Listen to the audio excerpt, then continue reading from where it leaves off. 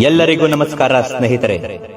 ನಾನು ನಿಮಗೆ ಯಾವ ವಿಷಯವನ್ನು ತಿಳಿಸುತ್ತೇನೆ ಎಂದರೆ, ನಿಮ್ಮ ಮೇಲೆ ಮಾಟ ಮಂತ್ರದ ಪ್ರಯೋಗವಾಗಿದ್ದರೆ, ಪ್ರೀತಿಯಲ್ಲಿ ನಂಬಿ ಮೋಸ ಹೋಗಿದ್ದರೆ, ಮನೆಯಲ್ಲಿ ಬಹಳಷ್ಟು ಕಿರಿಕಿರಿ ವಾತಾವರಣ ಸೃಷ್ಟಿಯಾಗಿದ್ದರೆ, ಅದರಿಂದ ಪರಿಹಾರವನ್ನು ಯಾವ ರೂಪದಲ್ಲಿ ಮಾಡಬೇಕು ಎಂದು.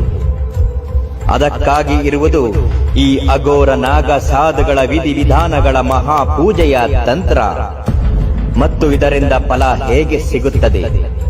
ನಿಮ್ಮ ಮೇಲೆ ವಾಮಾಚಾರಗಳ ಪ್ರಯೋಗದ ದೃಷ್ಟಿಯಾಗಿದ್ದರೆ ಅದನ್ನು ಹೇಗೆ ದೂರ ಮಾಡಬಹುದು, ಪ್ರೀತಿಯಲ್ಲಿ ನಂಬಿ ಮೋಸ ಹೋಗಿದ್ದವರು ಅದನ್ನು ಹೇಗೆ ಹಿಂಪಡೆಯಬೇಕು, ಶಕ್ತಿಶಾಲಿಯಾದ ಮಂತ್ರ ಯಾವುದರಿಂದ ಸಿದ್ಧಿಯಾಗುತ್ತದೆ, ಇವೆಲ್ಲವನ್ನು ವಿಡಿಯೋ ಮುಖಾಂತರ ನೋಡಿ.